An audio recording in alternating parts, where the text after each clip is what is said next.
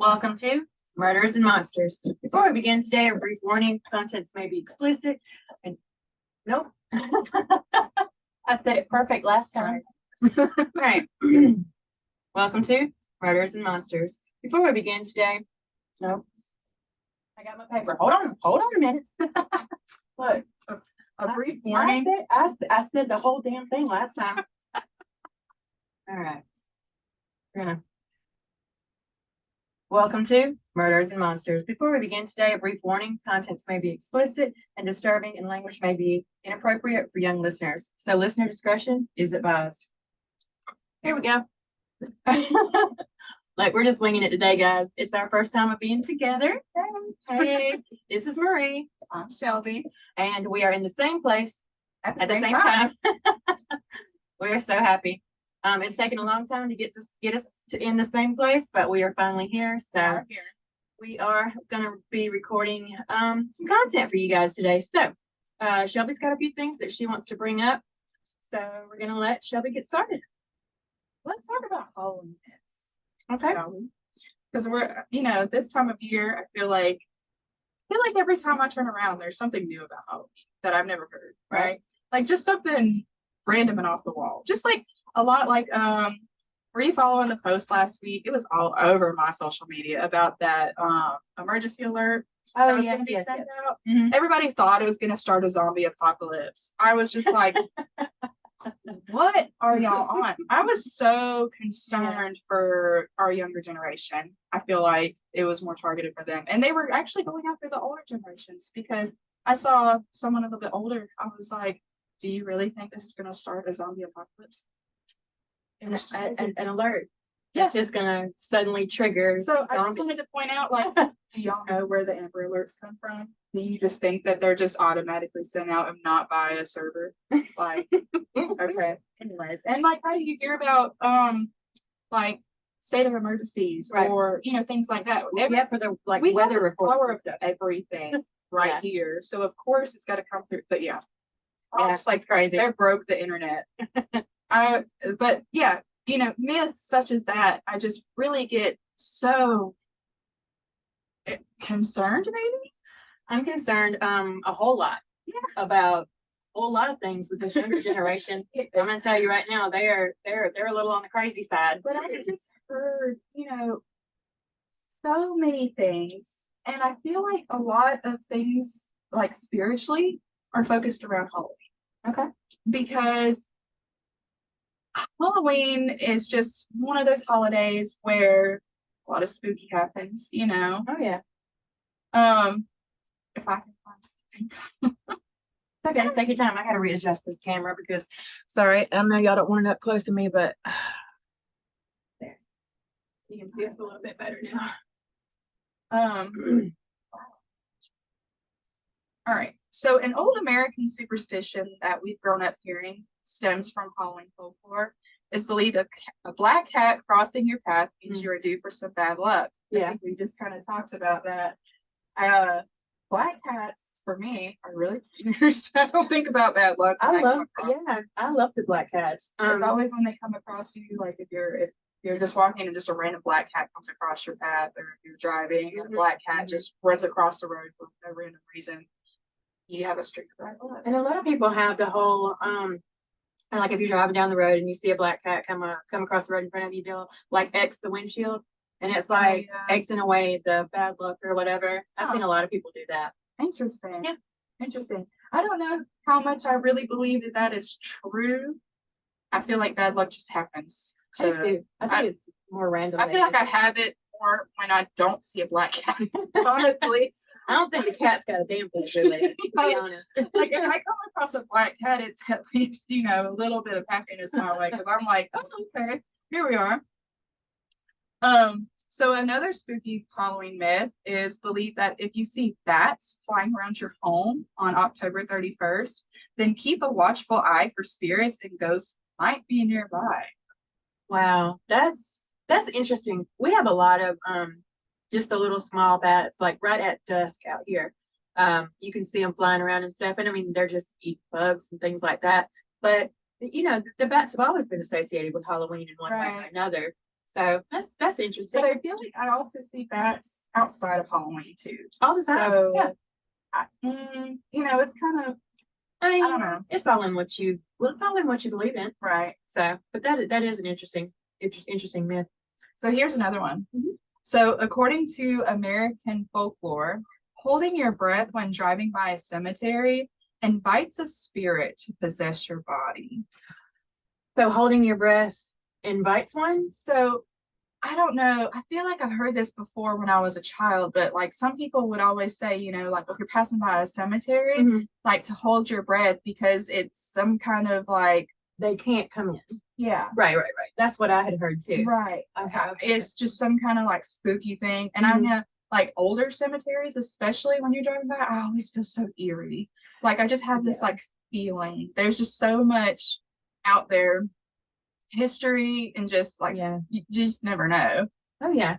But I mean, I love cemeteries. I like to walk through and look at the different Like the headstones and stuff like that, especially the older ones. I like to see the epitaphs on them, to see how people actually remembered their loved ones and things like that, the different sayings and stuff that they would put on there. And it seems like the older ones that you see have some really interesting epitaphs for the Yeah. last things that they wanted to say about that person. So I'm a nerd.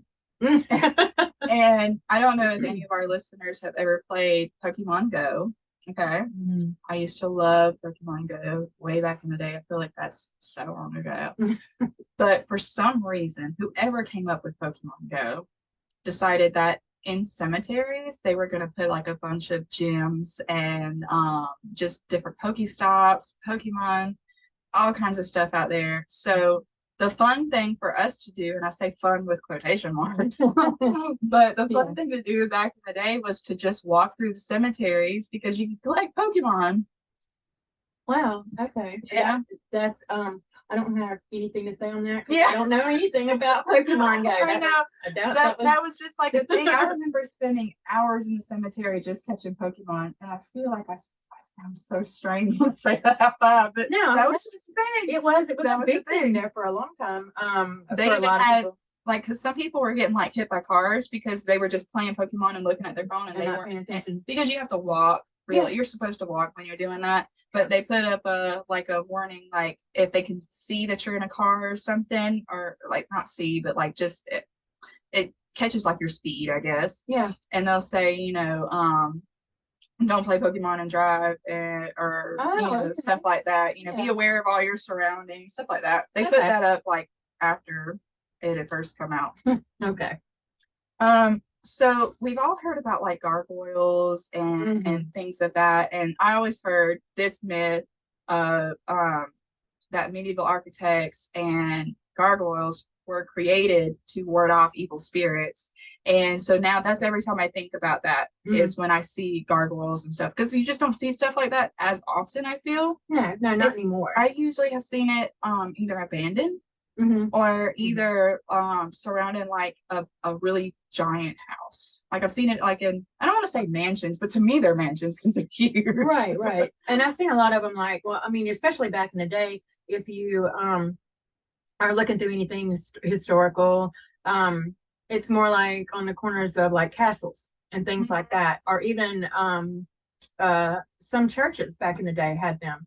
I want to say they had them. I could be totally wrong, but I think I've seen those on like I think the corners I think you're right. of cathedrals I think and stuff. I've seen it, Yeah. or seen pictures of like older churches and stuff with some kind of something out there. Right. And did you know, fun fact, about the gargoyles and stuff like that? There were a lot of myths and things like that surrounding them, but do you know what their actual purpose was?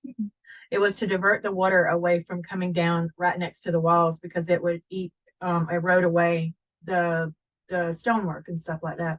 Interesting. Interesting. Yeah. I just read that the other day when I was doing some research. But yeah, I just thought that was interesting. Wow. It actually diverted the water because the water would actually come out. Most times it would come out of their mouths, which meant it would shoot it away from the building instead of just letting the water come down. I mean, that makes sense. A little architecture for you. Yeah. So here's another myth, and I if anybody on our hold on, words It's are hard. okay. Any one of our listeners, if your birthday is on October 31st, I'd love for you to confirm. Mm. But it is believed that if you have a birthday on October 31st, then they possess the ability to see and talk to spirits. Wow, that's interesting. I like that. Yeah. Yeah. I don't, obviously I don't know. Yeah. My birthday is in August. So March. I don't know. I would love to know though from you. Something birthdays to me are like really fascinating anyways, especially like if you're born on like a leap year. Yeah. Because what do you do when it's not your birthday? Yeah. Like what how? How's that work? Yeah, how does Yeah. that work? And to be born on Halloween, I'd imagine some spooky's got to come from that. So Yeah, I mean, you would think so. I mean, because how could it not? Right? Right. How could it not if you're born on Halloween? So y'all, reach out to us and let us know. Or if you know somebody that's birthday is Right. on October 31st. I just loved it would know. Yeah. Loved to would know.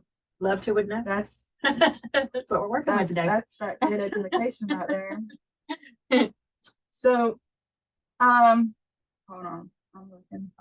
I've got like 40 of these things on here, and a lot of them are like relating it to satanic worship.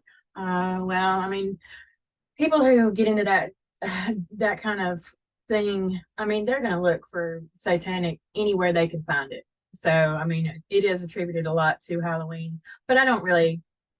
I mean, it's all in what you want to put in it. Yeah, I think that too. I just think that there's a lot of evil associated with Halloween. Sure. But the unfortunate truth is that there's evil any time of the year. Yeah, I mean, I don't think that has any. I don't think a day or a month has anything to do with that. right. I mean, it's there all the time. Yeah, I think there's evil that walks around every single day. Every single day, And I absolutely. don't think that it has anything to do with just one particular night Right. a year. I agree. Here's another Halloween myth, though.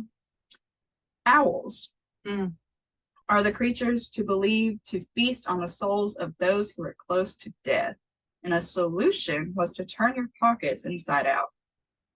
Now that's interesting. Never heard that ever. Owls are creepy to me. I think they're really cool, but Yeah. they're also super creepy. They're huge, and I think I might be wrong. I don't think I've ever seen another animal turn their head all the way around. No, I don't know that any. I don't know of one right off the top of my head that have that capability. Yeah, No. I mean that's intense. I mean, and to see it in real life is spooky as hell. So like this one time I was still living at home. Gosh, I was young. I was still in school, like high school or middle school, one of the two. And my parents, they had like 3 or 4 little dogs, like Chihuahuas, mutt, little things. They probably wasn't even 20 pounds. I mean, they was little.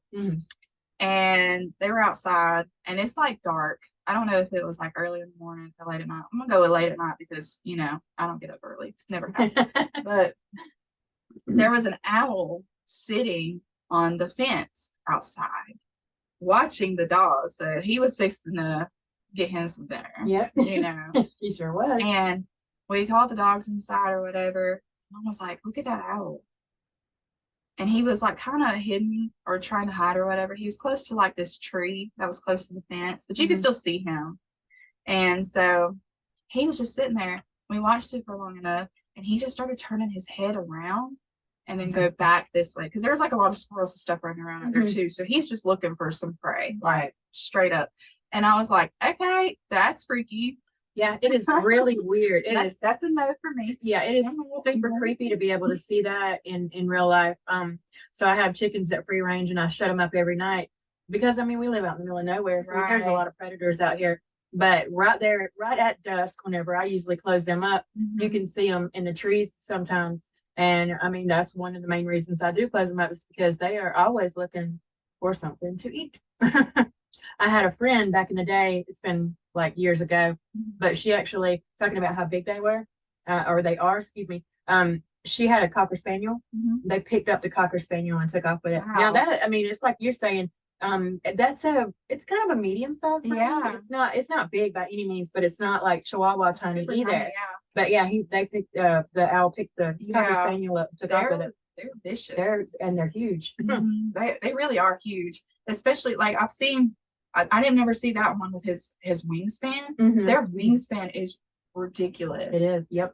I Mhm. mean, I feel like if I put my arms all the way out and compared it to an owl's, I feel like it's pretty similar. It is. Because they're huge. Mhm. And they're silent. Yeah. They are silent. You do not hear them flying. No. You don't hear the flap of their wings, nothing. I had one come up out here. It's been a few weeks back now, but I seen something coming across the sky, and I looked, or you know, it just caught out of my peripheral or whatever, and I looked up, and it was an owl. You never heard nothing. Yeah. It's crazy. Yeah, they're sneaky. Sneaky snake. So another one. So this is like some little random trivia. Oh, cool. Americans had a different name for Halloween back in the day. They actually called it Cabbage Night after a tradition in which young boys would throw rotten vegetables at their neighbor's door. All right, I'm gonna beat your little ass. Because don't do that. That's mean. I just remember, and like I grew up in like the 90s, early 2000s. So they still like people still hold like pranks and everything. Like I don't know if they still do this or not, but like you had like in high school, you had like senior prank day and stuff like that. You know, so like pranks were just like always like a big thing. Right. And like I remember like the dog, or I never did this, but I remember seeing people do this. I didn't participate in this now. This was not me. I knew people that did it. But they would put like in a bag and leave it at somebody's doorstep. What did they call it? Wasn't that back in the day? It was, I don't remember the name of it, but they used to do that and then set the bag on fire. Yeah. So that way when the person came to the door. I can't remember that. But or like, you know, obviously they outlawed this a lot, but if you're riding bikes, take like a baseball bat or something and beat a mailbox or something. You know, just little things like that. So I could see somebody throwing rotten vegetables of some sort at somebody's door. It doesn't have a year when that was done, so I'm not really sure. Sounds like early 1900s, maybe late 1800s. You know, which is interesting. Yeah, and to carry on with the prank kind of situation, TP in somebody's yard. Yeah, they still do that. I've seen a house not too long ago that actually had been done. And it's usually around like a certain event that's going on. Like a homecoming. Yep. Like a home, and it's usually like somebody that's either in the court or something. You're a target somehow. Yeah. And one other thing which would really get somebody hurt, in my opinion, is to egg somebody's car. Yeah. Yeah. Because I mean you egg somebody's car and it dries on there, you are actually damaging paint. Yeah. So I mean it used to be everybody thought it was a fun thing and they didn't really understand how detrimental it could be, or what kind of damage they could do. So yeah, I could definitely see the whole rotten vegetable thing back in the day. I watched Gilmore Girls recently. Oh yeah. And they the couple of main characters in there, they actually had like a bunch of deviled eggs that was left over from some event or whatever. And they went and took it to this girl's ex-boyfriend and deviled egged his car. That's a whole different level right there. No, yeah, I wouldn't know. We highly don't recommend any of these. Yes, we are not. Yeah, we are not. This is not a suggestion. We can't. Yeah, please don't go out and do that and blame it on us. We were just talking. We are innocent. we are completely innocent. So there's a lot of controversy around jack-o'-lanterns. Okay. On Halloween, right? Back in the day, instead of pumpkins, in Ireland they used to use turnips. And because there was a shortage of vegetables in the US, that's how they chose pumpkins. It was a substitute for other vegetables. Okay. So that's how jack-o'-lanterns officially have become a thing. I don't know what they called them beforehand. I mean, a jack-o'-turnip, I don't know. I don't know how well that would work out.